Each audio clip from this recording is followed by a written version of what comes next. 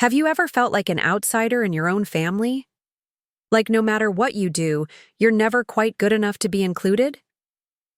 That's exactly how I felt when my family forgot to invite me to our annual reunion for the third year in a row. But this time, instead of crying into my pillow, I decided to throw the most spectacular charity gala this town has ever seen on the exact same weekend. What happened next changed everything. I'd love to know which corner of the globe you're watching from. And if this story speaks to you, make sure to subscribe. Tomorrow's video is one you absolutely can't miss. The email arrived on a Tuesday morning in late March. I was sipping my first coffee of the day, scrolling through my inbox when I saw the message from my cousin Brittany. The subject line read, "Wilson Family Updates, Spring 2025. My stomach immediately knotted. I knew what this was before I even opened it. I clicked on the email and there it was, photos from the planning committee meeting for the upcoming Wilson family reunion. Smiling faces gathered around my Aunt Patricia's dining room table in Boston. My mother Susan was there, beaming in the center of the group photo, my younger brother Dylan and his wife.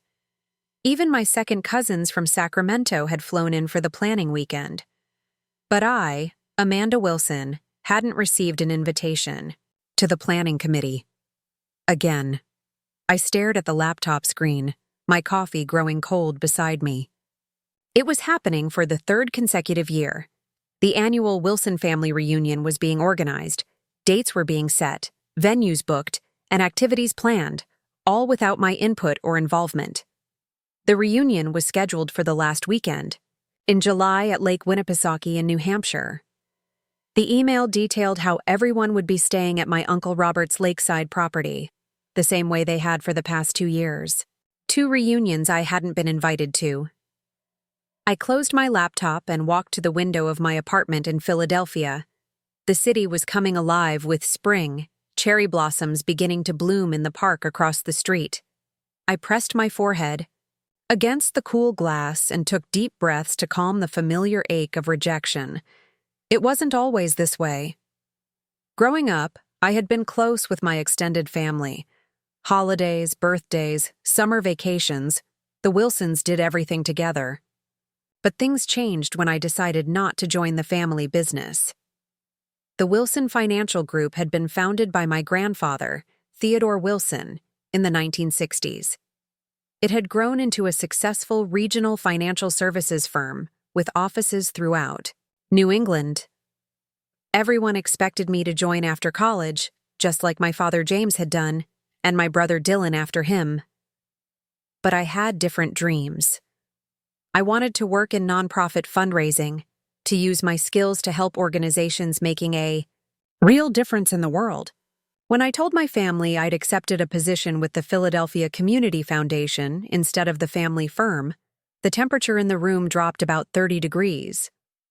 "You're turning your back on this family," my father had said, his voice dangerously quiet. "After everything we've built." "I'm not turning my back on anyone," I replied. "I'm just choosing a different path." But in the Wilson family, different wasn't acceptable. Loyalty to the family business was equated with loyalty to the family itself.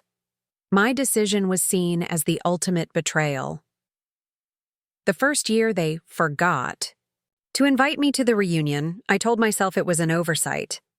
I called my mother, who seemed flustered and claimed the invitation must have gotten lost in the mail, even though they'd sent the details via email to everyone else. She promised to forward me the information, but never did. When I followed up, I was told the accommodations were already finalized, and there wasn't space for one more person. The second year, they didn't even bother with excuses. I saw the photos on social media afterward. My entire extended family enjoying a weekend of boating, barbecues, and bonfire nights. In some of the group shots, I could make out family members I hadn't seen in years. And now, year 3. But this time, something inside me shifted. The hurt was still there, but alongside it grew a new emotion, determination. I'm not sure what precisely triggered the change.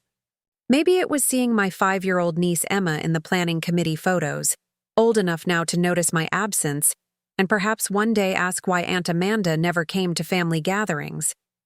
Maybe it was realizing that with each passing year, the gulf between me and my family would only widen if I didn't take action. Or maybe I was just tired of feeling powerless. I reopened my laptop and looked at the email again. July 25th, 27, Lake Winnipesaukee. The same weekend as always. That's when the idea hit me.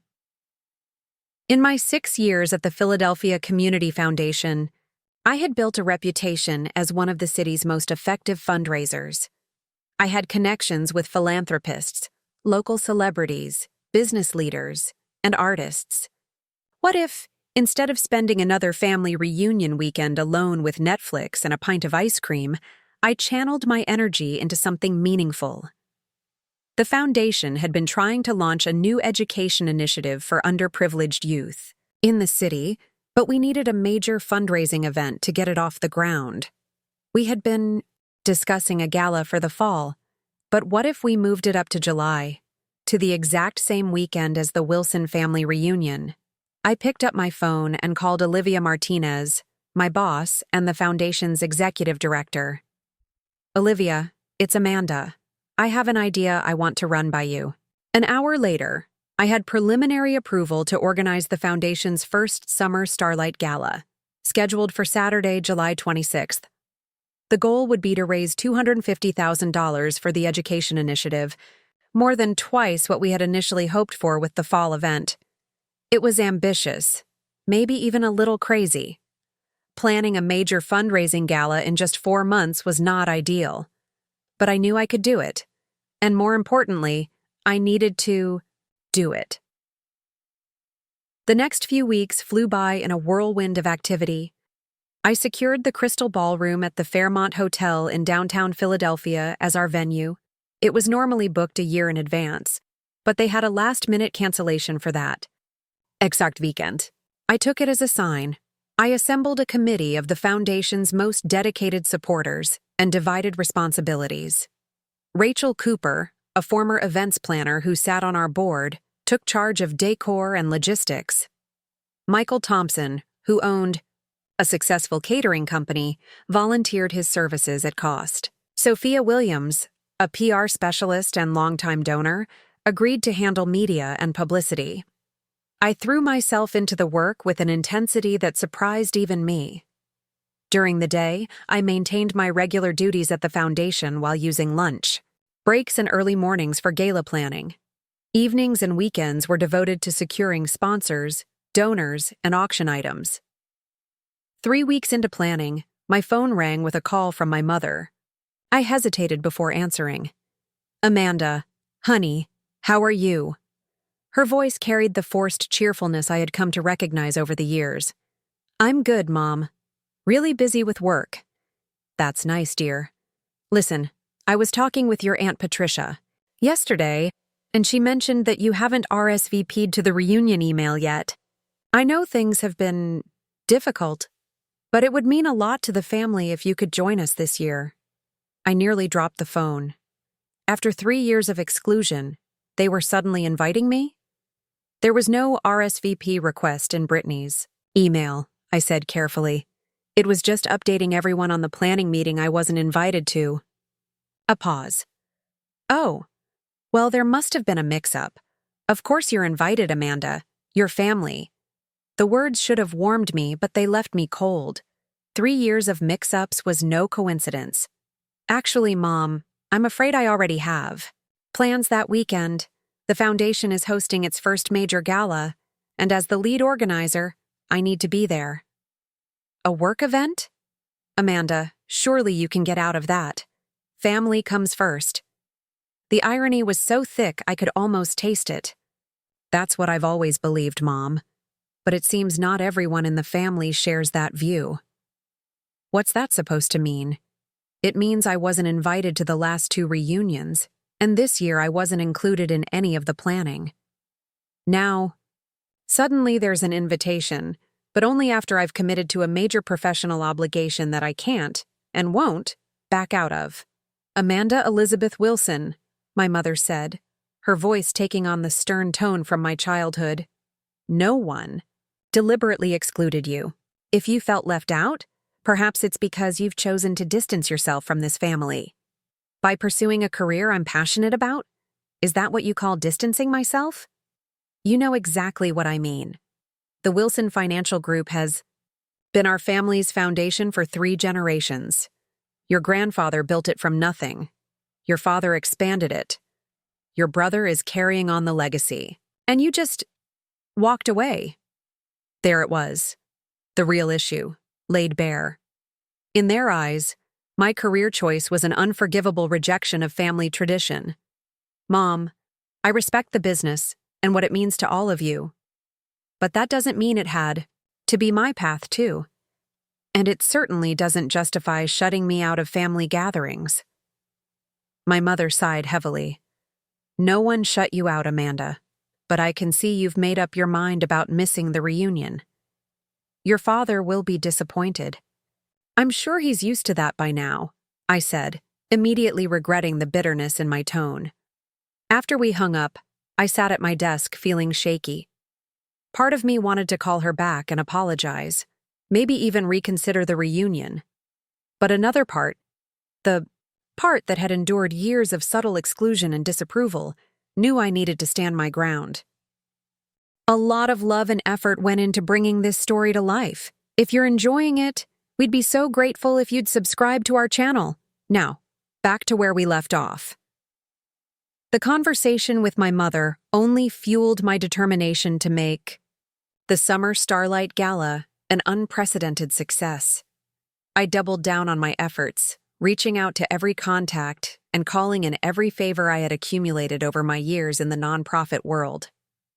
By early June, we had secured 3 local celebrities as special guests: a beloved news anchor, a star player from the Philadelphia Eagles, and a renowned jazz musician who had grown up in the city's troubled West Side neighborhood.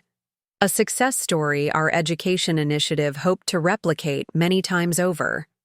Corporate sponsorships were exceeding expectations, with major companies, like Eastern Regional Bank and Turner Pharmaceuticals, signing on as lead sponsors.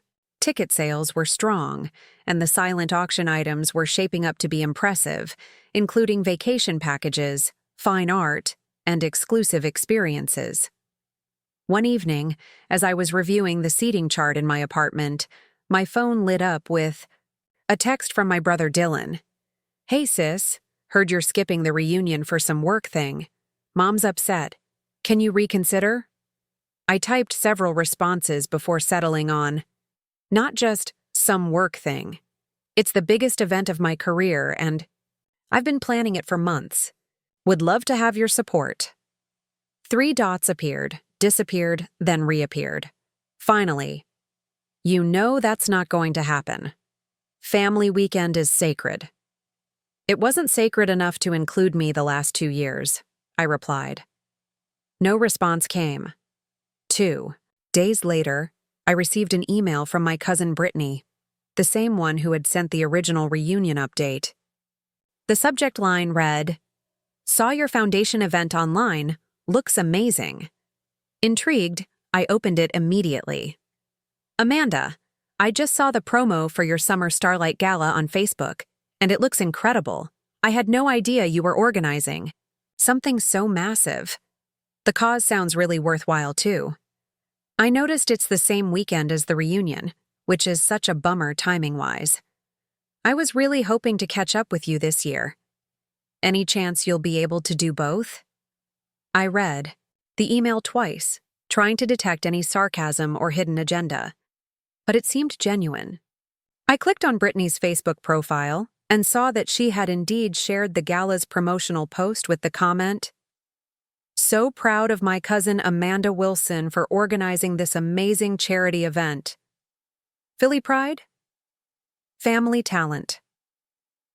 Something wasn't adding up. If Brittany was actually disappointed about the timing conflict, why hadn't she or anyone else included me in the reunion planning to begin with?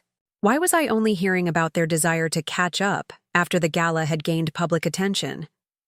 I decided to respond carefully. Thanks for the support, Brittany. Yes, the timing is unfortunate, but the gala has been in the works for months. Now, it's going to be a full weekend of setup, the event itself, and then Sunday wrap-up, so I won't be able to make it to the lake this year. Perhaps we can catch up another time? Her reply came within minutes. Totally understand. The gala looks way too important to miss. Actually, do you think there's any way I could come? I'd love to support your work, and maybe I could help out somehow. I know it's last minute. I sat back in my chair, surprised. My cousin wanted to skip the sacred family reunion to attend my gala? Before I could formulate a response, another email notification appeared. This one from my Aunt Patricia, my mother's sister, and the unofficial matriarch of the Wilson clan since my grandmother's passing. Amanda dear, just saw Brittany's share. About your charity event.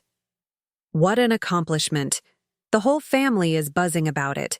I know you can't make the reunion, but I was wondering if you might be able to arrange a ticket for me as well. I'd be honored to support your foundation's work. By the next morning, I had received similar messages from 3 more relatives, all expressing sudden interest in attending the gala rather than the family reunion. The realization hit me like a thunderbolt. My event had become the hot ticket. What had started as my personal act of resilience was now creating waves within the family dynamic.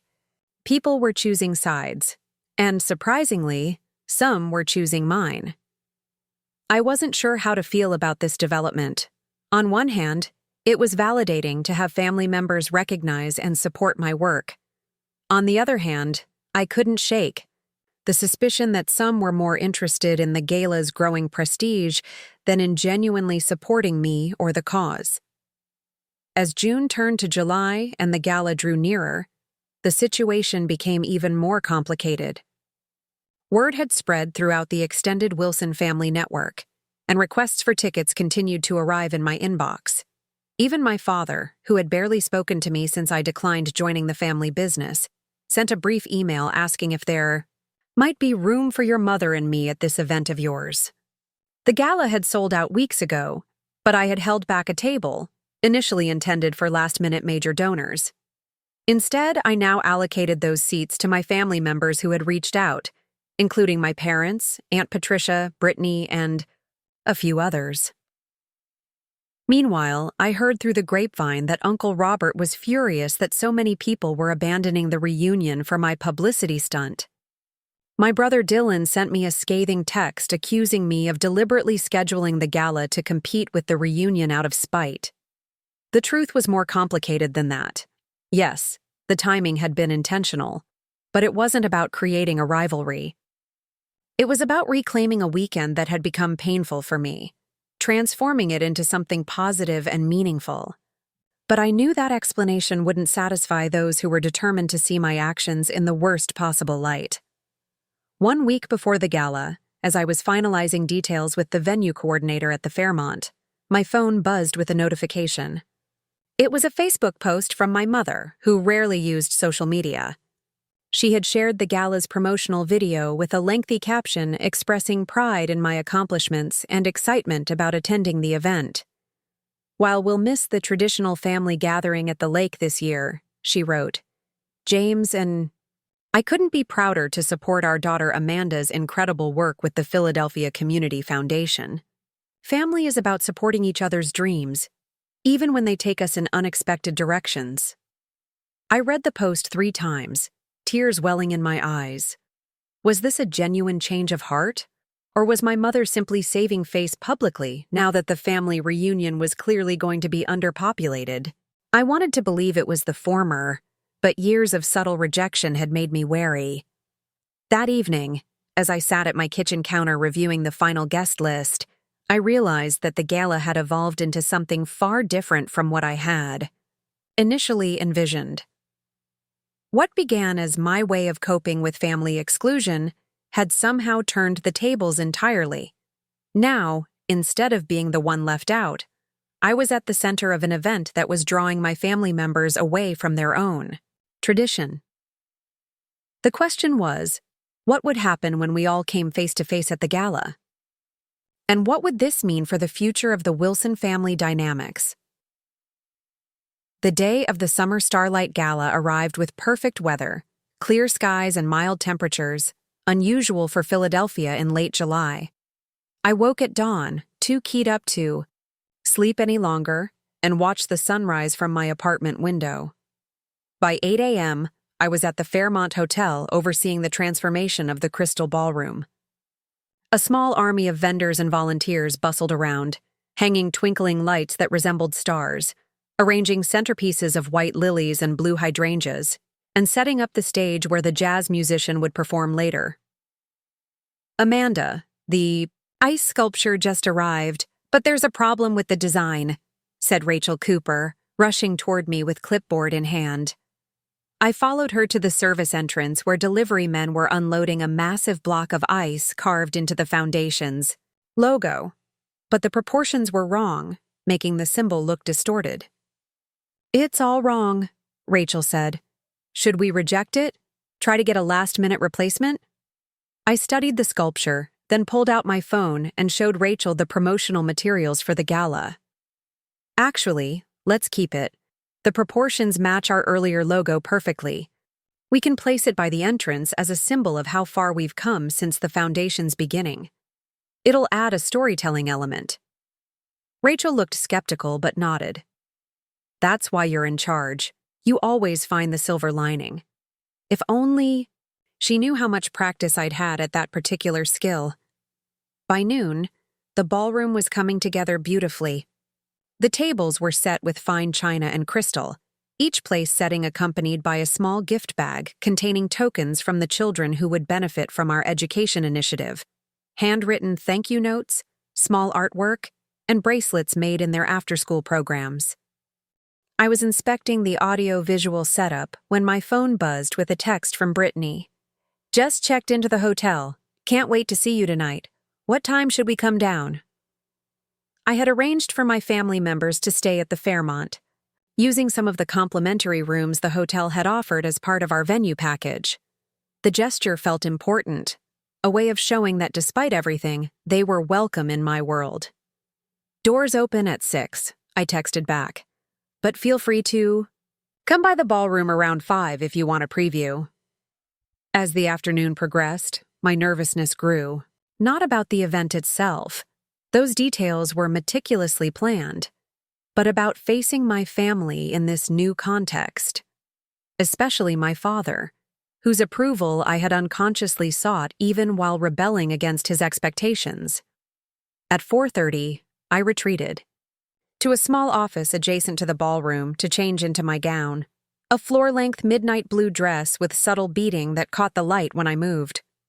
My friend and colleague Megan helped zip me up and arranged my hair, which I'd worn down instead of in my usual professional updo. You look stunning, Megan said. Ready to show your family what they've been missing? I'm not trying to prove anything, I replied automatically, then caught myself. Actually, maybe I am. Is that terrible? Megan squeezed my shoulder. It's human, and after what you've told me about the past few years, it's more than justified. At precisely 5:15, as I was reviewing last-minute details with the catering manager, a knock came at the ballroom door. I turned to find my mother and father standing. In the entrance, both dressed impeccably, my mother in a silver evening gown, my father in a classic black tuxedo. For a moment, none of us spoke. It had been over a year since I'd seen them in person, our communication limited to occasional phone calls and terse emails. My mother broke the silence. Amanda, she said, stepping forward to embrace me. You look beautiful. I returned her hug, breathing in the familiar scent of her perfume, Chanel No. 5, the same she'd worn my entire life. My father remained where he was, his expression unreadable. Then, to my surprise, he walked the length of the ballroom, taking in the elegant decor, the stage, the display boards showcasing the education initiative.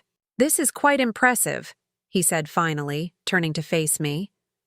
You've done well, Amanda. 3 simple words, but coming from James Wilson, they carried the weight of 1,000 accolades. Thank you, Dad, I said, struggling to keep my voice steady. He nodded, then reached into his jacket pocket and withdrew an envelope. Your mother and I wanted to contribute to your cause. He handed me the envelope. Consider it a vote of confidence. Inside was a check for $50,000, made out to the Philadelphia Community Foundation, with Education Initiative written in the memo line. It was more money than I had ever seen my parents donate to any cause. Dad, this is incredibly generous. I stammered. The Wilson family supports important work, he said simply. And it seems you've found some important work to do. Before I could respond, more family members arrived. Aunt Patricia with her husband, Brittany and her boyfriend, cousins from Boston and Chicago. Even my grandmother Elizabeth, now in her 80s, had made the trip, leaning on a cane but dressed elegantly in a vintage Dior suit. I wasn't going to miss seeing my granddaughter shine, she told me, cupping my cheek in her soft, wrinkled hand. The reunion that had never included me was now happening on my turf, under my terms. The realization was both empowering and disorienting, as my family members explored the ballroom. I excused myself to check on last-minute details. In the hallway outside, I nearly collided with my brother Dylan, standing alone by a window overlooking the city skyline. Dylan, I said, startled. I didn't think you were coming. He turned, his expression guarded. Neither did I. But Emma wanted to see her aunt, and Taylor thought it would be good for us to support you. Taylor was my sister-in-law, always the peacemaker in family conflicts. Where are they? Getting settled in the room. They'll be down soon. He paused, then added, Uncle Robert is furious, you know. Only 8 people showed up at the lake house. I hadn't known, and the information sent a complicated mix of emotions through me. Vindication tinged with guilt. That wasn't my intention, I said carefully. Wasn't it? Dylan challenged, his voice low. You scheduled this gala deliberately, Amanda. The same weekend as the reunion? That wasn't a coincidence. I met his gaze directly. No, it wasn't. But not for the reasons you think. I chose this weekend because for the past 2 years, it's been the hardest weekend of my year. Seeing all, the photos, knowing I wasn't welcome. I wanted to transform it into something positive. Dylan looked away. You were always welcome. You just chose not to come. That's not true, and you know it. I was explicitly uninvited the first year, given excuses the second, and only received a half-hearted invitation this year after the gala was already public. That's not how I remember it, he insisted. Then ask Mom about the phone call where she told me there wasn't room for one more person at Uncle Robert's. Ask Brittany why the reunion details were sent to every family member except me. Ask yourself, why no one ever stood up and said, hey, where's Amanda? Why isn't she here? Dylan was silent for a long moment. Finally, he said, maybe we all failed you. But did you ever try to fix things? Or did you just decide the family had rejected you, and that was that? His words hit home in a way I hadn't expected. Had I been too quick to accept the role of outsider? Too proud to fight for my place in the family? I'm trying to fix things now, I said softly. That's part of what tonight is about. Our conversation was interrupted by the arrival of Dylan's wife Taylor and their daughter Emma, who ran to me with the uninhibited enthusiasm of a 5-year-old. Aunt Amanda, Mommy says you made a princess party. I laughed and scooped her up. Sort of. It's a party to help kids go to good schools and have art classes and science labs. Like the ones you have at your school. Emma considered this seriously. Will there be cake? The fanciest cake you've ever seen, I promised. Taylor embraced me warmly. The room is gorgeous, Amanda. We're so proud of you. Over her shoulder, I caught Dylan's eye. Something had shifted in his expression. A softening, perhaps, or the beginning of understanding. By 6 p.m., guests began to arrive in earnest. Philadelphia's elite mingled with foundation supporters and community members. The jazz trio played softly in the background as waiters circulated with champagne and hors d'oeuvres. I moved through the crowd, greeting donors, thanking sponsors, and introducing key supporters to each other. All the while, I was acutely aware of my family members dispersing throughout the ballroom. My father was deep in conversation with the CEO of Eastern Regional Bank. My mother charming the city councilwoman, who had championed our education initiative. Brittany taking selfies with the Eagles player when he arrived. The evening progressed like a dream. The welcome speech by Olivia Martinez, the heartfelt testimonial from a young woman whose life had been changed by a similar program, the live auction that raised nearly $75,000 in 15 minutes. When it was my turn to speak, I approached the podium feeling surprisingly calm. The ballroom fell silent as I adjusted the microphone. "Thank you all for being here tonight," I began. When we first conceived of the Summer Starlight Gala, we had a simple goal: to raise funds for an education initiative that will open doors for Philadelphia's children. But standing here now, looking at all of you who have come together for this cause, I realize we've accomplished something even greater. We've created a community. My gaze found my parents' table. Community takes many forms. Sometimes it's the people we work with every day. Sometimes it's the neighbors who look out for each other. And sometimes it's family, both the one we're born into and the one we create for ourselves. The children who will benefit from tonight's generosity often lack the support systems many of us take for granted. By funding after-school programs, STEM laboratories, arts education, and college preparatory resources, we're not just improving their academic outcomes. We're showing them that they belong to a community that believes in their potential, that they are not forgotten or excluded, but valued and essential. My voice caught slightly on the word excluded, and I saw my mother's expression change as the parallel registered. I hadn't planned to make the connection so explicit, but at that moment it felt necessary, not as an accusation, but as a truth that needed acknowledgement. Every child deserves to know they have a place at the table, I continued. Every person deserves to be seen for who they truly are, not just for who others expect them to be. That's what the Philadelphia Community Foundation stands for, and that's what each of you has supported by being here tonight. The speech concluded with thunderous applause. As I stepped away from the podium, I caught sight of my grandmother, Elizabeth wiping tears from her eyes. My father sat very still, his gaze fixed on me with an intensity I couldn't interpret. The rest of the evening passed in a blur of dancing, desserts, and final auction bidding. By midnight, when the last guests were departing, it was clear that the gala had exceeded all expectations. We had raised over $320,000 for the education initiative, nearly $70,000 more than our goal. I was collecting my things from the small office when a knock came at the door. I opened it to find my father standing there alone. "May I come in?" he asked formally. I nodded, stepping aside to let him enter. He looked around the small space, at the event timeline posted on the wall, the stack of donor acknowledgement cards ready to be mailed, the spreadsheets tracking every detail of the night's success. "Your speech," he said finally. "It was about us, wasn't it? About the family." I considered denying it, taking the diplomatic route. But we had spent too many years avoiding difficult truths.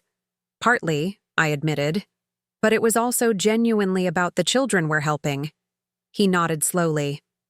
"You always were good with words, finding meanings that work on multiple levels." He paused. "I understand now why you couldn't join the family business. You needed to do this instead."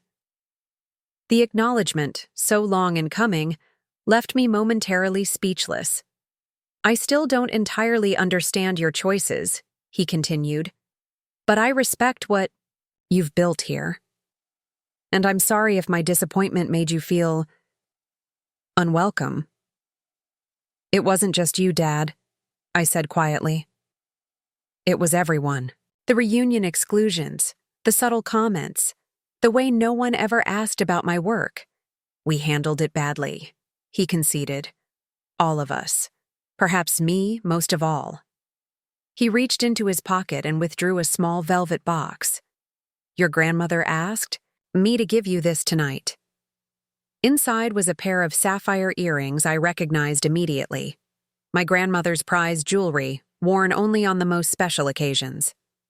"She said they match your dress," my father explained, "and that they should go to the Wilson who's making the biggest difference in the world." Tears sprang to my eyes. "I never wanted to reject the family, Dad, just to find my own path." "I know that now," he said, his voice gruff with emotion. "Your mother and I were talking. Perhaps next year we could help sponsor the gala, make it an annual tradition." "What about the reunion?" I asked. He shrugged. "Maybe it's time for new traditions, ones that include everyone's talents, not just those that fit a predetermined mold." As we left the Fairmont Hotel together in the early hours of the morning, I realized that what had begun as an act of defiance had transformed into something neither I nor my family could have anticipated.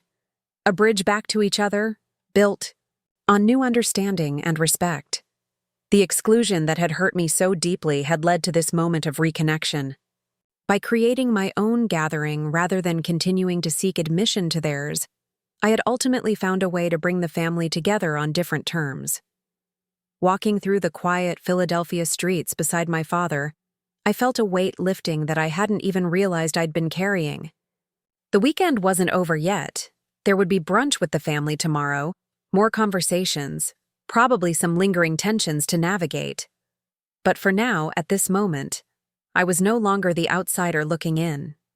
I had created a space where I belonged completely, and somehow in doing so, had helped my family find their way back to me. Sunday morning dawned bright and clear. I woke in my hotel room at the Fairmont, having decided to stay overnight rather than return to my apartment. The events of the previous evening played through my mind like scenes from a movie: the successful gala, the surprising turnout of family members, my father's unprecedented apology, my grandmother's earrings now resting on the nightstand beside me. I reached for my phone and found dozens of notifications, congratulatory texts from colleagues, social media mentions of the gala, and an email from Olivia with the subject line, "We did it," in all caps. But the message that caught my attention was a text from my mother. "Brunch at 10:30 in the hotel restaurant. The whole family will be there. Don't be late." The directive was so quintessentially Susan Wilson that I had to smile. Even in reconciliation, my mother couldn't help but take charge. I texted back a simple, "I'll be there," and headed for the shower. An hour later, I was making my way through the hotel's elegant lobby when I ran into Sophia Williams, our PR specialist, who was checking out early to catch a flight. "Amanda," she exclaimed, embracing me. "Last night was absolutely magical. I've already been fielding calls from society reporters wanting details about next year's gala. You've started something extraordinary here. Thanks to you and the whole team," I replied. "I couldn't have done it without everyone's support." "Oh, and those family members of yours," Sophia continued. "Your father had my ear for 20 minutes about how the foundation might expand its programs statewide. I think you've created a monster, the good kind." I laughed, though inwardly I was stunned. My father, the consummate businessman, had never shown the slightest interest in nonprofit work before. What had changed? After saying goodbye to Sophia, I made a quick detour to the ballroom. Most of the decorations had already been cleared away, but remnants of the evening remained. A forgotten evening bag, a program with handwritten notes in the margin, a child's drawing that had fallen from one of the gift bags. I picked up the drawing, a colorful depiction of what appeared to be a classroom, with stick figures labeled teacher and kids. At the bottom, in careful print, were the words, "Thank you for helping us learn." I folded it gently and tucked it into my purse, a tangible reminder of why last night mattered beyond my personal vindication. At 10:25, I entered the hotel restaurant and immediately spotted my family occupying a large table by the windows. It was surreal seeing them all together in Philadelphia rather than at Uncle Robert's lake house. as if the Wilson universe had shifted on its axis, with me at the center rather than the periphery. My mother waved me over enthusiastically. "Amanda, we saved you a seat." She patted the chair between her and my grandmother. As I approached, I surveyed the assembled group. My parents, Grandmother Elizabeth, Aunt Patricia and Uncle George, Brittany and her boyfriend Todd, my brother Dylan with Taylor and Emma, and to my surprise, Uncle Robert himself, the very man whose lake house had been the site of my exclusion for the past 2 years. "Good morning," I said, taking my seat. "I didn't expect such a turnout for breakfast." "We're all staying until this afternoon," my mother explained. It seemed silly not to have one more meal together before everyone heads home. "Besides," Brittany added, "we wanted to hear all about how much money was raised last night.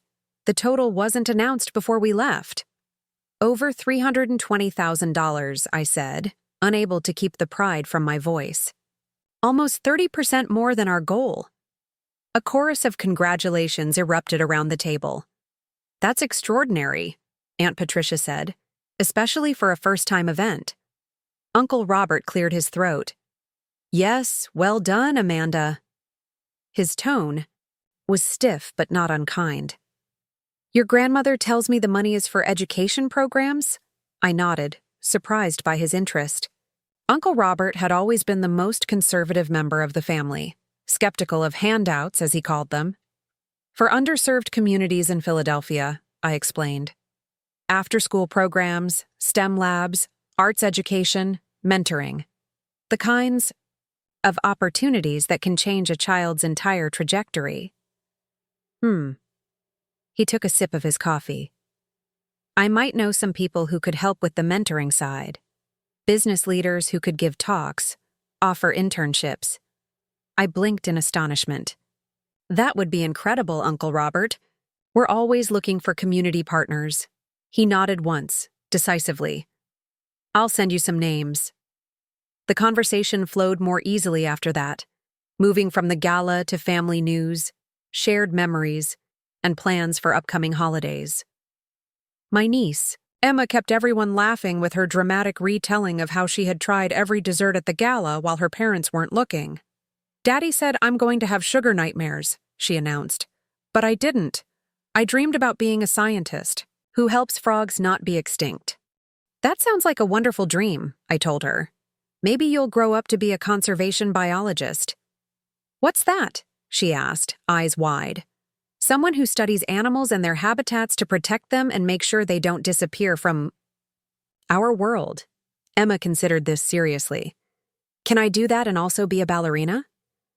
"Absolutely," I assured her. "You can be anything you want to be." I caught Dylan watching this exchange with an unreadable expression. When our eyes met, he gave me a small nod that somehow conveyed both acknowledgement and apology. After the meal, as everyone was preparing to depart, my grandmother pulled me aside. "Walk an old woman to her room, dear. These aged bones need a steady arm." Though Elizabeth Wilson was approaching 85, she was remarkably spry and independent. I knew the request for assistance was a pretext for a private conversations. We made our way slowly through the lobby. She said, "Your father told me he gave you the earrings." "Yes, thank you, Grandma. They're beautiful. But are you sure you want to part with them?" She waved away my concern. "What good do they do locked in a jewelry box? I'd rather see them worn by someone who makes me proud." We reached the elevator and stepped inside. The doors closed, sealing us in a private space. "I want you to know," she continued, her voice lowered despite our solitude, "that I never approved of how you were treated these past few years. I said as much to your father and to Robert on several occasions. I was startled by this revelation." "You did?" She nodded firmly. "Family is family, regardless of career choices. But I'm afraid the men in our family can be terribly stubborn once they've taken a position on something. Your grandfather was the same way." The elevator stopped at her floor, and we stepped out into the corridor. "Why didn't you tell me?" I asked, as we walked to her room. All this time, I thought everyone had simply written me off. My grandmother's expression softened. Perhaps I should have been more direct with you. But at my age, one learns to pick one's battles carefully. I thought, it best to work on your father and the others behind the scenes. She patted my hand. Besides, look how well things have turned out. Sometimes exclusion can be the catalyst for something greater than inclusion would have been. Her words resonated deeply. Had I not been left out of the family reunions, would I have been driven to create the gala?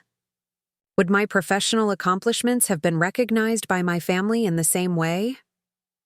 I'm proud of you, Amanda, my grandmother continued as we reached her door. Not just for last night's success, but for staying true to yourself all these years.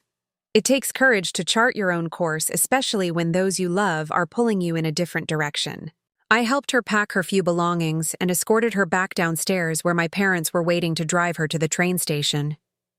Before joining them, she embraced me tightly. Next year, she whispered in my ear, I expect an invitation to both events, the gala and the reunion.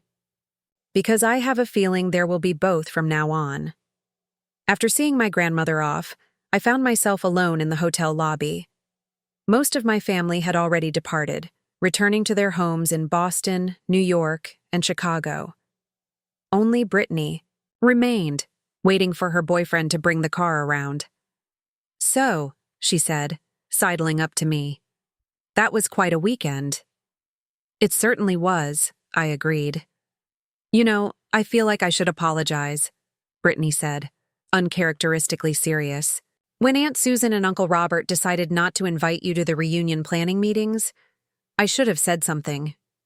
But I didn't want to rock the boat. I appreciated her honesty. Why are you telling me this now? She shrugged. Last night changed things. Seeing what you've accomplished here, how much respect you've earned. It made me realize I've been too concerned with keeping the peace and not concerned enough with what's right. Todd appeared at the entrance, indicating that the car was ready. I should go, Brittany said. But I meant what I said in my email. I really do want to catch up properly sometime. Maybe I could visit Philly again in the fall? I'd like that, I replied, surprised to find that I genuinely meant it. After Brittany left, I returned to my hotel room to gather my things. A part of me wanted to linger in this space where so much had changed, but I had a busy Monday ahead. Donor acknowledgments to write, press coverage to review, follow-up meetings to schedule. As I packed my overnight bag, my phone rang. It was my father. Amanda, he said without preamble. Your mother and I have been talking on the drive back to Boston. We'd like you to come up for a weekend soon. Not the whole family, just us. I'd need to check my calendar, I said cautiously. Things are pretty busy with work right now. Of course, he replied.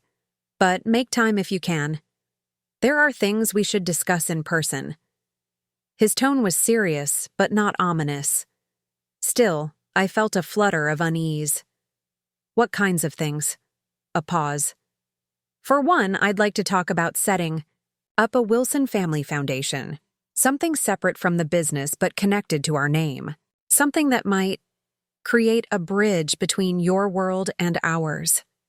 I sat down on the edge of the bed, stunned. A family foundation? For philanthropy? Yes. Your mother and I were quite moved by what we saw last night. The impact your work is having. It made me realize that the Wilson legacy could be about more than just financial services. Dad, I struggled to find words. That's a huge shift in thinking for you. Yes, well. He cleared his throat.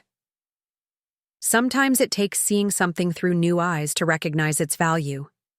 Your grandmother reminded me that wealth without purpose is merely accumulation. Your grandfather built the business to provide security for the family, but perhaps there's more we could be doing with what we've built. I thought of all the years I'd tried to explain my passion for nonprofit work, met always with dismissal or confusion. I'd be happy to help however I can, I said finally. Good.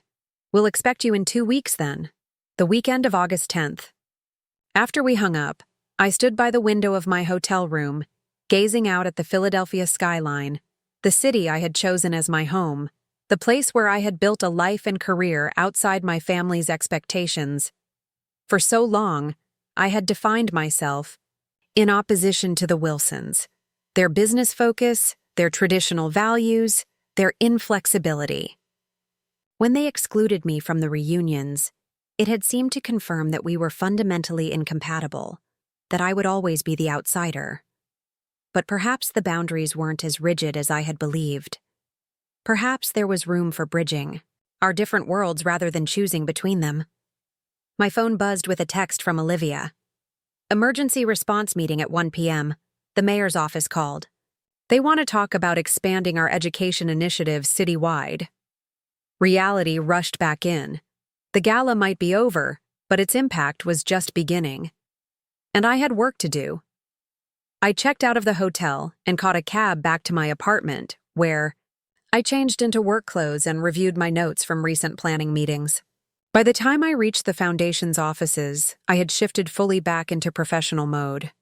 The conference room was already buzzing with activity when I arrived. Olivia stood at the head of the table, a marker in hand as she jotted ideas on a whiteboard. "There she is," Olivia exclaimed as I entered. "Our fundraising superstar." The room erupted in applause, catching me off guard. My colleagues, the people who had supported the gala vision from the beginning, who had worked nights and weekends to make it happen, were celebrating not just the event's success, but my role in it. "Thank you all," I said, genuinely moved. But this was a team effort from start to finish. "A team you assembled and led," Olivia pointed out. "Now let's talk about what comes next. The mayor's office has proposed a partnership that would extend our programs to every underperforming school in the city. It would mean quadrupling our current reach. And our budget," added Michael, our finance director. "We'd need sustained funding well beyond what we raised at the gala. Which is why we need to start planning next year's event immediately," Olivia continued.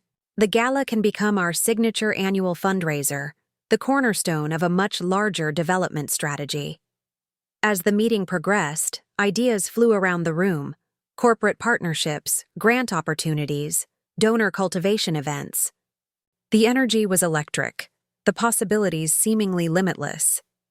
In the midst of the discussion, a strange thought occurred to me.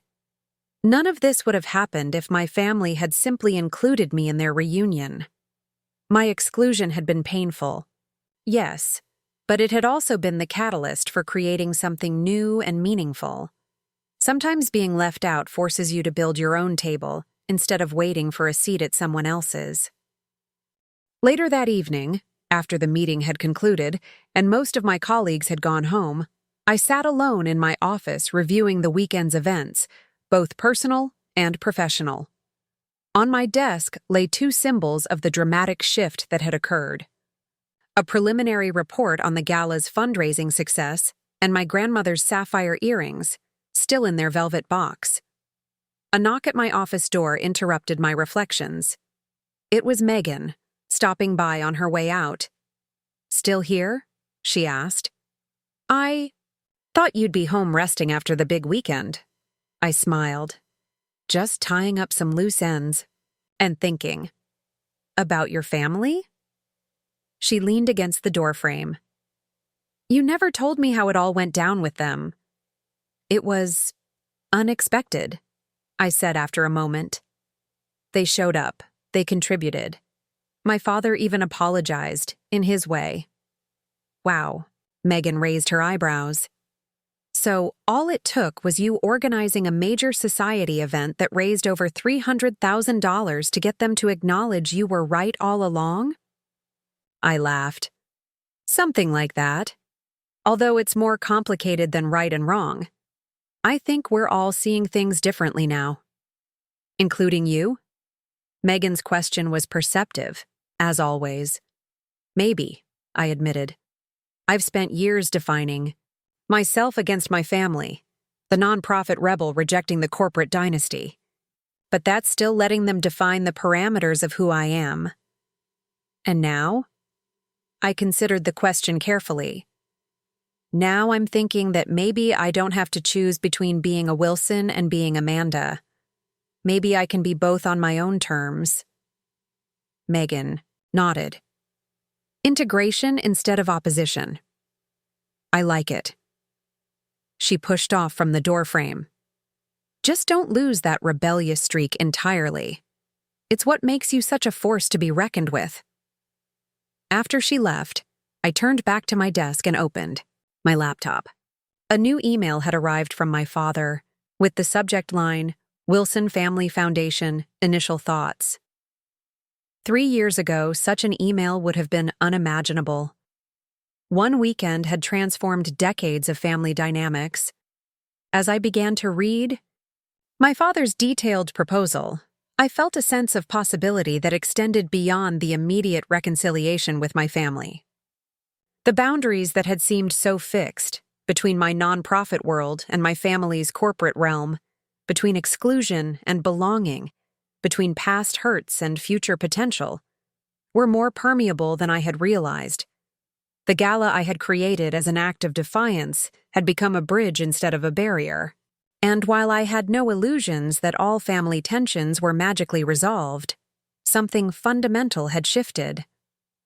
I had gone from being excluded from my family's gathering to creating a new kind of gathering altogether, one that had ultimately drawn my family into my world rather than forcing me to conform to theirs.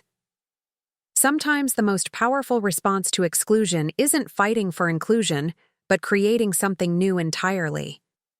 Something so compelling that those who once left you out find themselves knocking at your door, asking to be let in. 6 months passed in a whirlwind of activity. The education initiative expanded rapidly, fueled by the Gala's success and the mayor's office partnership. What had begun as a program targeting 5 schools grew to serve 15 across Philadelphia, with plans to reach 30 by the following year. My professional life had never been more demanding or fulfilling. I had been promoted to vice president of development at the foundation, with a team of 6 reporting directly to me. Olivia and the board had recognized that my vision for the gala had transformed not just our fundraising capacity, but our entire organizational profile in the city. My personal life had undergone equally dramatic changes. The tentative reconciliation with my family that began the night of the gala had deepened and evolved through a series of visits, phone calls, and surprisingly candid conversations. True to his word, my father had pursued the idea of a Wilson Family Foundation with characteristic determination. By October, the legal framework was in place, initial funding secured, and a mission statement drafted that focused on educational equality and economic opportunity, causes that bridged my nonprofit expertise with the family's business acumen. Team. A crisp December morning, I found myself in Boston, seated across from my father in his office at Wilson Financial Group headquarters. The space was exactly as I remembered it from childhood visits: imposing mahogany desk, floor-to-ceiling bookshelves, views of the Charles River through tall windows. But something fundamental had changed. I was there, not as James Wilson's daughter, but as a respected professional collaborating on a shared project. "The board of directors is confirmed," my father said, sliding a document across the desk. 5 family members, including you, and 4 independent trustees with nonprofit backgrounds. I reviewed the list. Besides myself and my parents, Aunt Patricia and Uncle George would represent the family. The independent trustees included 2 university presidents, the former head of a major foundation, and a civil rights attorney. "This is an impressive group," I acknowledged. "When is the first meeting scheduled?" "January 15th, he replied. "We'll need to hit the ground running if we want to award the first grants by spring." I nodded, making a note in my planner. "I've prepared some thoughts on grant-making priorities and processes." I handed him a folder containing the materials I'd developed. "And I've identified potential executive director candidates to manage day-to-day operations." My father took the folder, a hint of pride in his expression. always prepared. You get that from your grandmother. Speaking of Grandma Elizabeth, how is she feeling about her role as honorary chairperson? Thrilled, he said with a rare smile. Though she insists she wants more than an honorary title. She expects to review every grant proposal personally. I laughed. At 85, she has more energy than most people half her age. A comfortable silence fell between us, something that would have been unimaginable a year earlier when our interactions were fraught with tension and unspoken resentments. Your brother will be joining us for dinner tonight, my father said eventually. He has some ideas about corporate partnerships for the foundation. This was another unexpected development. Dylan, who had initially been the most resistant to my reconciliation with the family, had gradually become engaged with the foundation concept. His expertise in investment banking had proved valuable in structuring the endowment, and his connections in the corporate world opened doors that would have remained closed to me. That's great, I said sincerely. I'm looking forward to hearing his thoughts. My father studied me for a moment. This is working better than I anticipated, he admitted. The foundation, I mean. Bringing together the family's business background with your nonprofit experience. It turns out we each have something valuable to contribute, I replied. We just needed to find the right vehicle for collaboration. He nodded thoughtfully. Your mother says the same thing. She's quite proud of how this has evolved. He paused, then added more quietly, we both are. Later that afternoon, I met my mother for coffee at her favorite cafe near Boston Common. Snow had begun to fall, dusting the historic park in white and creating a picturesque holiday scene. How was the meeting with your father? She asked as we settled at a window table with our drinks. Productive, I replied. The foundation is taking shape faster than I expected. He's thrown himself into it completely, my mother observed. I haven't seen him this energized about a project since the company's expansion in the 90s. I wrapped my hands around my mug, absorbing its warmth. It's still hard to believe sometimes. A year ago, I was excluded from the family reunion. Now we're building something together that combines both our worlds. My mother's expression grew serious. I owe you an apology. For that, Amanda. A real one. Not the half-hearted excuses I made at the time. Mom, we've been through this. She held up a hand to stop me. Please let me say this. I knew what was happening with the reunion exclusions, and I didn't stand up for you the way a mother should. I prioritized keeping peace with your father and Uncle Robert over being fair to you. She reached across the table to take my hand. I was wrong, and I'm truly sorry. The straightforward apology caught me off guard. My mother had always been adept at sidestepping direct responsibility, cushioning difficult truths in euphemisms and deflections. Thank you, I said simply. That means a lot. Your gala changed everything, she continued. Not just because it was successful, though it certainly was, but because it showed us all a different way forward. You didn't just prove us wrong. You offered an alternative vision that was better than what we were holding on to.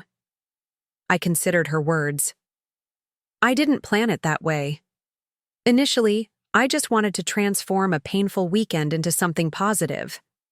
The best solutions often start that way, my mother said. Speaking of which, have you given any thought to the reunion next summer? The question took me by surprise. With all the developments of the past months, I had almost forgotten about the annual Wilson family gathering. Uncle Robert has suggested we try something different this year, my mother continued, noting my hesitation. Instead of the lake house, he's proposed we all go to Nantucket and rent a compound of cottages. More space, different setting. I recognized this for what it was. An olive branch from the family member who had been most resistant to my reintegration. That sounds nice, I said carefully. But what about the gala? The foundation is planning to make it an annual event, and we're looking at the same weekend in July again. My mother smiled. That's the beauty of it. Nantucket is close enough to Boston that those who want to attend both could make it work. The reunion would start Thursday, the gala would be Saturday night in Boston, and then everyone could return to the island Sunday for the remainder of the weekend. The proposal was elegant in its compromise, acknowledging both traditions as valuable, neither superseding the other. "You've all really thought this through," I said, impressed. "We learned our lesson," my mother replied. "Exclusion benefits no one. Finding ways to accommodate different priorities strengthens the family, rather than weakening it." That evening, dinner with my parents and Dylan proved surprisingly enjoyable. My brother had brought along a portfolio of ideas for engaging his corporate clients with the Foundation's mission, including matching gift programs and volunteer opportunities for employees. "The way I see it," Dylan explained as we lingered over dessert in my parents' dining room, "we can create a pipeline between the business community and the nonprofit sector, not just for funding, but for expertise, mentorship, and employment. Pathways. That's exactly the kind of systemic approach we need," I agreed. "One-time donations are helpful, but sustainable partnerships create lasting change." Dylan nodded, a glint of excitement in his eyes I hadn't seen since we were children planning elaborate backyard adventures. "I've already spoken with 3 of our biggest clients. They're interested in piloting the program in Philadelphia, with potential expansion to other cities if it proves successful." "Which it will," my father interjected confidently. As the conversation flowed, I marveled at the transformation. The same family that had once regarded my career choice as a betrayal was now embracing the nonprofit world with enthusiasm, finding ways to integrate it with their business expertise rather than seeing the two as fundamentally opposed. Later, as Dylan walked me to my car, he paused under the glow of a street lamp. "Remember what you said to me the night of the gala?" he asked. "About how no one ever stood up and asked where you were at the reunions?" I nodded, recalling our tense exchange in the hallway outside the ballroom. "You were right," he admitted. "I should have said something. I knew the excuses were bullshit, but I took the path of least resistance." He shoved his hands in his pockets, breath forming clouds in the cold night air. "Emma asked about you constantly at the lake house. Where's Aunt Amanda? Why doesn't she come to play with me?" I never had a good answer for her. "It's in the past now," I said gently. "Not entirely." Dylan's expression was earnest.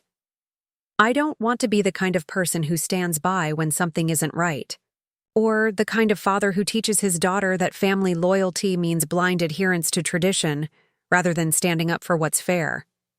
His words touched me deeply. "The fact that you're thinking about it this way shows you're not that person, Dill." He smiled at the childhood nickname. "Taylor's pregnant again, by the way. We found out last week." "Dylan? That's wonderful news. A boy this time. Due in May." He hesitated, then added, "We're thinking of naming him Theodore after Grandpa, but calling him Theo."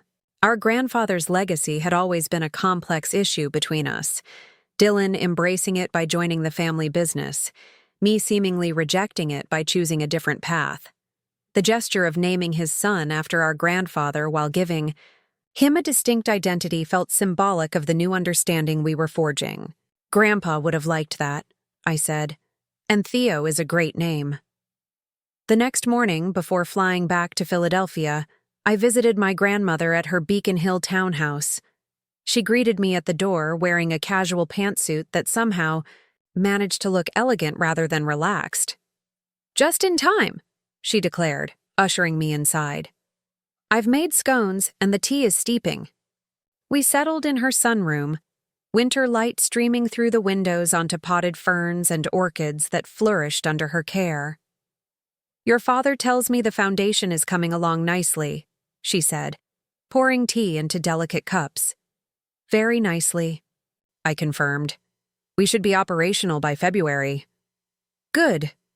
She nodded decisively. "I've been thinking about my contribution.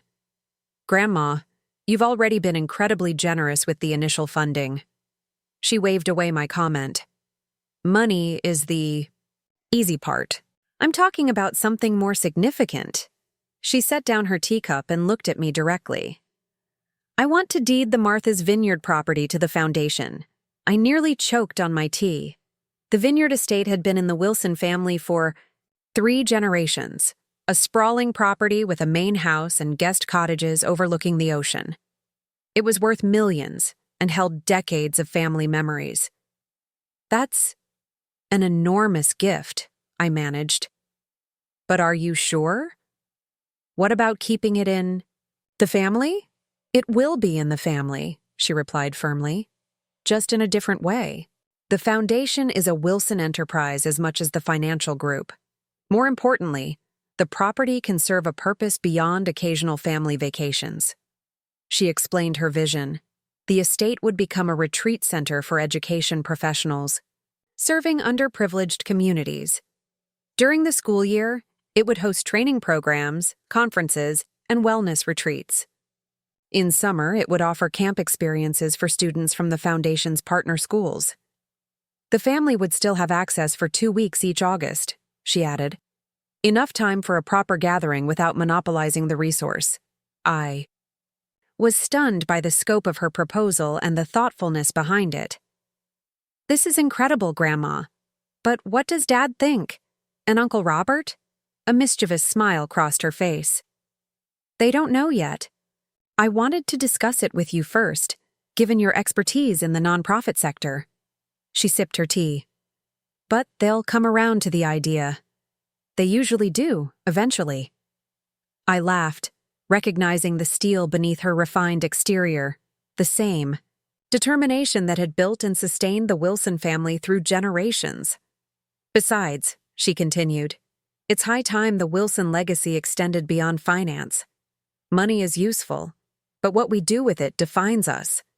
Your grandfather understood that, though he expressed it differently in his era. As I listened to my grandmother outline her plans for the property, the renovations needed, the programming possibilities, the potential community impact, I felt a profound sense of coming full circle. The weekend that had once symbolized my exclusion from the family had sparked a chain of events that was now transforming not just my relationship with the Wilsons, but the family's entire approach to its wealth, privilege, and purpose. When I returned to Philadelphia that evening, I found a package waiting at my apartment, a hefty box wrapped in brown paper and string, with a Boston return address. Inside was a leather-bound photo album with a note from my mother. Found these while cleaning out the storage room. Thought you might want them for the Foundation's first annual report. Love, Mom. The album contained photographs spanning decades of Wilson family history. My grandfather opening the first office of Wilson Financial Group in 1962. My father and uncle graduating from business school. Holiday gatherings and summer vacations from my childhood. And most surprisingly, newspaper clippings about my early fundraising successes that I hadn't known my parents had kept. The final page held a recent edition, a professional photograph from the Summer Starlight Gala, the entire Wilson family, gathered around me on the ballroom steps, all of us dressed in our finest, smiling genuinely at the camera. My mother had captioned it simply, "The beginning of a new Wilson tradition, July 2024. I ran my fingers over the image, reflecting on the journey that had brought us to that moment. What had begun as an act of defiance, a response to being left out yet again, had evolved into something none of us could have anticipated, a bridge between worlds that had seemed irreconcilable. The exclusion that had hurt me so deeply had ultimately been the catalyst for a more meaningful inclusion, not just of me within the family, but of new values and possibilities within the Wilson legacy. Sometimes I realized the path forward emerges not from fighting for a place at an existing table, but from building something new that expands everyone's vision of what's possible. My gala hadn't just forced my family to see me differently, it had invited them into a world where we could all contribute our unique strengths toward a shared purpose. 6 months ago, I had been the Wilson family outsider. Now I was helping to reshape what being a Wilson meant for generations to come. 1 year after the inaugural Summer Starlight Gala, I stood at the podium in the same crystal ballroom, now transformed into an enchanted garden with cascading white flowers and twinkling lights. The event had grown considerably, from 300 guests to 500, with a waiting list that could have filled another ballroom. "Welcome to the second annual Summer Starlight Gala," I began, surveying the sea of faces before me. "Last year, we gathered here as strangers united by a common cause. Tonight, we return as a community with a shared accomplishment: 15 schools transformed, over 2,000 children served, and a vision for educational equity that continues to expand." The applause was thunderous. I waited for it to subside before continuing. Tonight's theme, branching out, reflects not just the growth of our education initiative, but the connections we've built between organizations, industries, and communities that might otherwise remain separate. When we break down the barriers that divide us, we create something more powerful than any single entity could achieve alone. My gaze found my family's table in the front row. My parents, Grandmother Elizabeth, Dylan, and a visibly pregnant Taylor, Brittany, Aunt Patricia, and Uncle George, and even Uncle Robert, who had become an unexpected ally in recent months. Also, present was my niece Emma, now 6, permitted to attend the first hour of the gala as a special treat before being whisked off to her hotel room by a sitter. I've learned personally this year that sometimes what appears to be exclusion can become the catalyst for creating something new and inclusive, I continued. What began as a single event has blossomed into the Wilson Family Foundation, which tonight announces its first round of grants to 27 organizations across New England, totaling $4.2 million. More applause, punctuated by gasps at the "aye" figure. We had set an ambitious fundraising goal for the foundation's first year, but had exceeded it thanks to my father's relentless networking and my grandmother's generous contribution of the Martha's Vineyard property. I invite to the stage the foundation's executive director, Dr. Marcus Chen, who will share details about these inaugural grants and our vision for the coming year. As Marcus took my place at the podium, I joined my family at their table. My father squeezed my shoulder as I sat down beside him, a gesture that would have been unimaginable 2 years ago. "Beautifully done," he murmured. Concise but meaningful. From my other side, my grandmother gave me a wink. "Your grandfather would have loved this," she said. "He always said philanthropy was the purest form of success." This was news to me. "He did? But he was so focused on building the business to create resources for giving back," she clarified. "He just never found quite the right vehicle in his lifetime. The foundation would have delighted him." Dr. Chen's presentation highlighted the diversity of our inaugural grantees, from large urban school districts to rural education initiatives, arts programs to STEM academies. The geographic spread encompassed all 6 New England states, with Philadelphia serving as a pilot city outside the region. As dessert was being served, my brother leaned across the table. "I need to head out soon to relieve the sitter, but I wanted to thank you again for rearranging the schedule to accommodate the Nantucket reunion." The compromise my mother had suggested had come to fruition. The Wilson family reunion had occurred the previous weekend on Nantucket, with the gala strategically scheduled for the following Saturday to allow family members to attend both events. "It worked out perfectly," I assured him. "How's Taylor feeling? Not too tired from all the traveling?" He glanced fondly at his wife, who was deep in conversation with Aunt Patricia. "She's a trooper, and excited about the dedication tomorrow." The dedication referred to the official opening of the Wilson Educational Retreat Center, the new name for the transformed Martha's Vineyard property. After 6 months of renovations, it was ready to welcome its first cohort of education professionals for a summer training institute. "Emma's been practicing her ribbon-cutting skills all week," I said with a smile. My niece had been selected as the official ribbon cutter for the ceremony, much to her delight.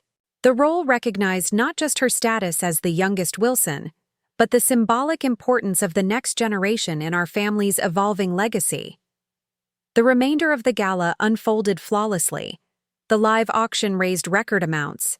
The jazz musician returned for an encore performance, and the dance floor remained packed until well past midnight.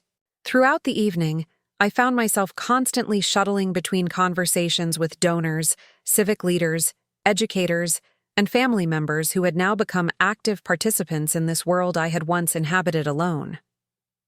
Around 1 a.m, as the last guests were departing, I slipped outside onto the hotel's terrace for a moment of solitude. The July night was warm, the city skyline glittering against the dark sky. I removed my heels, feeling the cool stone beneath my feet as I reflected on the extraordinary journey of the past year. "There you are," came my mother's voice from behind me. "I've been looking all over." She joined me at the terrace railing, elegant in her silver gown despite the late hour.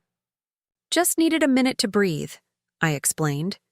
"It's been quite a night." "Quite a year," she corrected, gazing out at the city lights.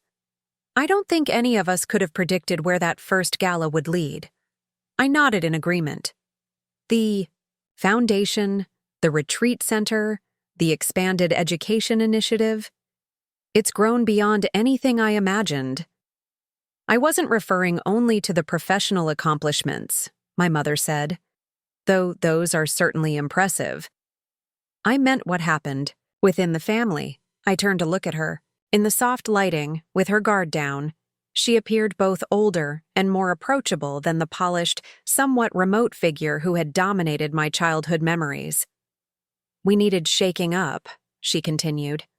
"We'd become too insular, too set in our ways. When you chose a different path, we saw it as rejection rather than expansion. It took your gala to make us recognize that new branches strengthen a family tree rather than weakening it." The metaphor was apt, especially given the evening's branching out theme. "I worried we'd lost you," she admitted, her voice softer. "That the reunions without you would become the new normal, and eventually you'd drift so far from the family that reconnection would be impossible." "I worried about that too," I confessed. "Those years of exclusion hurt deeply, but in an odd way, they also forced me to stand firmly in my own choices rather than constantly seeking family approval." My mother was quiet for a moment. "Your father and I were talking recently about how different things might have been if we'd supported your nonprofit ambitions from the beginning, integrated your interests into the family business model earlier, perhaps created the foundation. Years ago." "I've thought about that too," I said, "but I'm not sure it would have worked.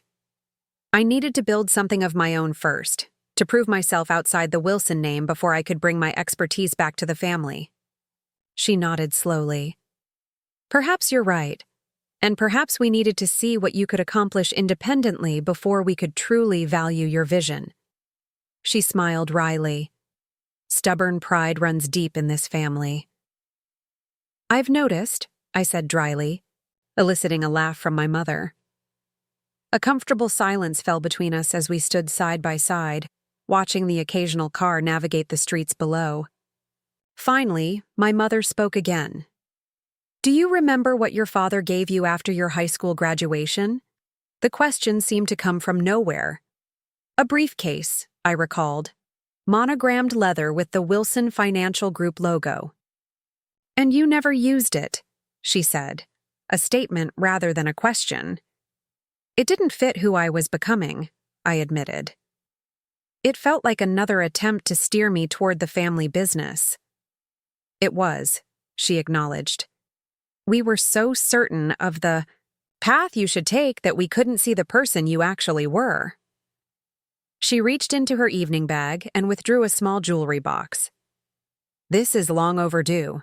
Inside was a delicate gold pendant on a fine chain, a compass rose with a small diamond at its center.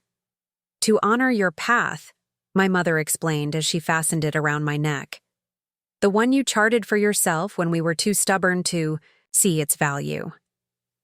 The thoughtfulness of the gift, so different from the briefcase that had attempted to define my future rather than celebrate my choices, moved me deeply. "It's perfect," I said, touching the pendant lightly. "Thank you." The next morning, our family convoy departed Philadelphia for Martha's Vineyard. My father had arranged for a chartered flight to accommodate the extended family group, transforming what could have been a logistical challenge into a festive continuation of our time together. On the plane, I found myself seated next to Uncle Robert, a deliberate arrangement, I suspected, orchestrated by my grandmother, who had taken to strategic seating plans at family gatherings to facilitate healing conversations. "Quite a production last night," Uncle Robert commented as the plane taxied toward the runway. "You've got a knack for these things." Coming from him, this constituted effusive praise. "Thank you, I'm glad you could attend. Wouldn't have missed it." He adjusted his seatbelt. "Your grandmother tells me you have big plans for the vineyard property." I outlined the retreat center's mission and programming, the Summer Institute for educators, the leadership academies for school administrators, the camp experiences for students who would otherwise never see the ocean. "Ambitious," he noted when I finished. "But the logistics seem solid. Good use of existing structures rather than overbuilding." This was unexpected. Uncle Robert, a real estate developer by training, had initially expressed reservations about wasting the valuable property on nonprofit programming rather than selling it or maintaining it exclusively for family use. "You've looked at the plans?" I asked.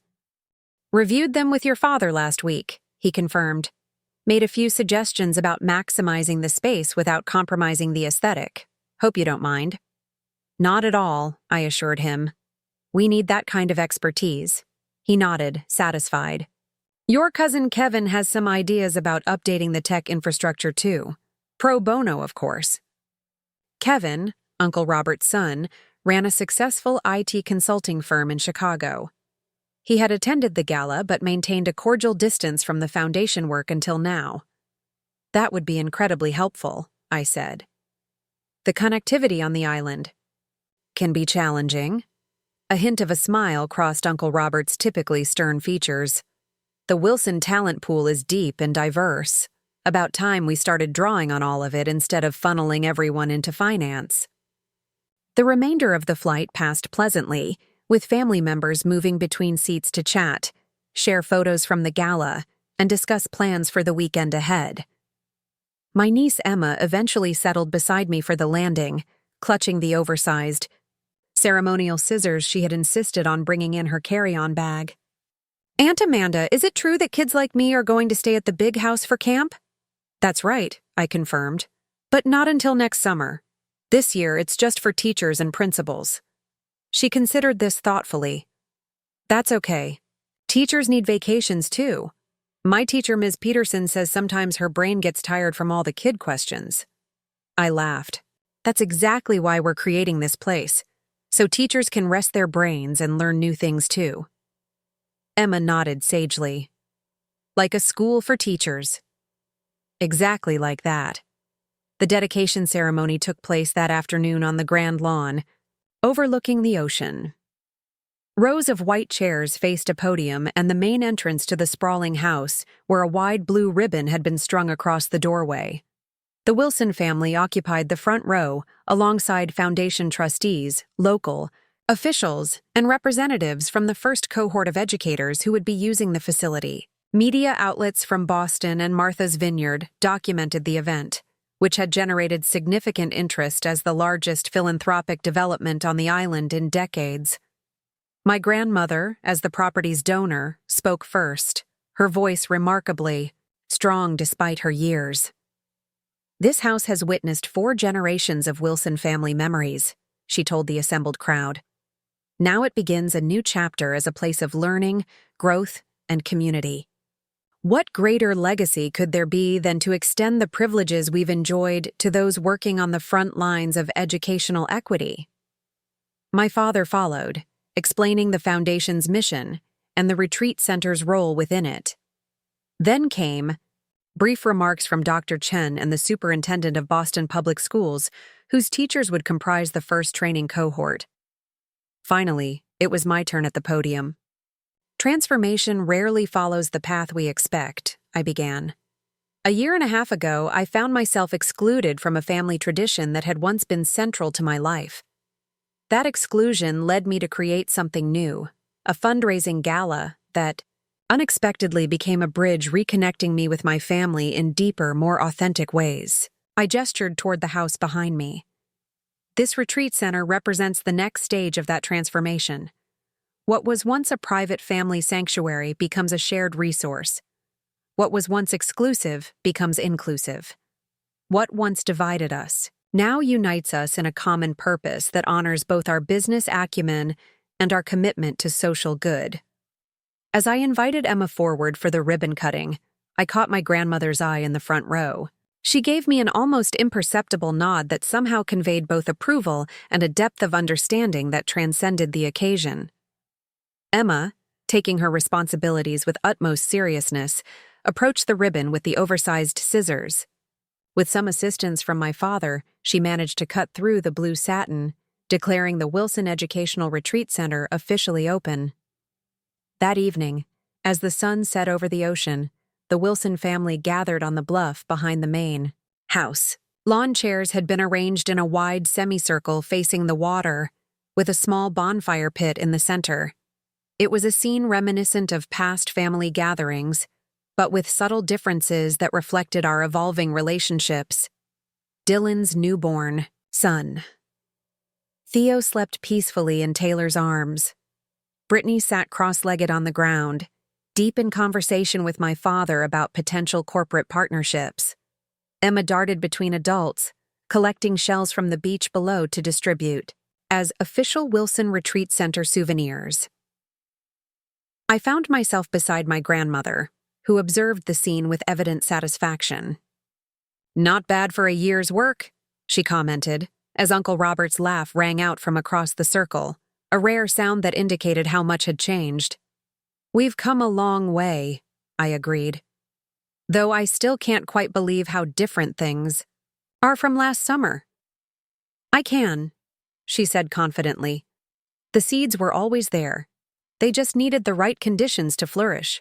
As twilight deepened into night and stars appeared overhead, conversations quieted. Someone, Uncle George, I think, suggested we each share a hope for the Foundation's future. The impromptu ritual moved around the circle, each person offering a perspective that reflected their unique relationship to the family legacy. "Economic opportunities in rural communities," said Uncle Robert. "Scholarships for first-generation college students," offered Aunt Patricia.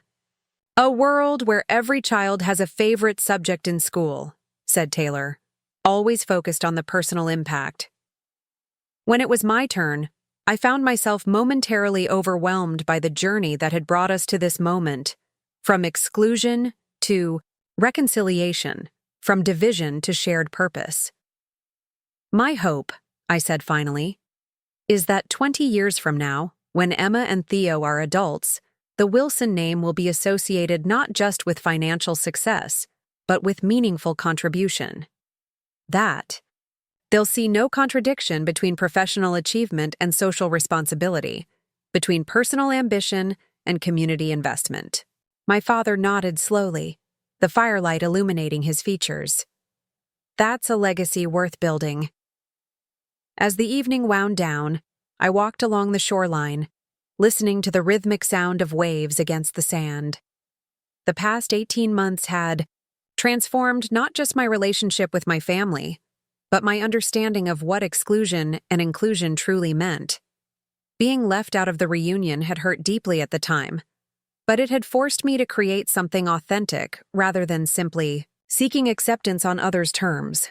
That act of creation had ultimately led to a more meaningful inclusion, not just for me within the family, but for the family within my professional world, and most importantly, for the thousands of students and educators who would benefit from our combined resources and vision. Sometimes the most painful exclusions can become doorways to new possibilities. Sometimes what feels like rejection is actually redirection towards something more aligned with our authentic selves. And sometimes building our own table is more powerful than fighting for a seat at someone else's. As I turned back toward the house, now illuminated against the night sky, I saw my family silhouetted on the bluff, distinct individuals united by a shared legacy that was expanding to encompass new definitions of success, contribution, and connection. The exclusion that had once wounded me had become the catalyst for a more inclusive vision of family, community, and purpose than any of us could have imagined. Sometimes being left out is just the beginning of finding where you truly belong. Looking for more? We've got 2 amazing stories ready for you right on screen. If this one touched you, these are absolutely worth your time. Click to watch them now. And hey, subscribe and hit that bell to never miss our latest uploads.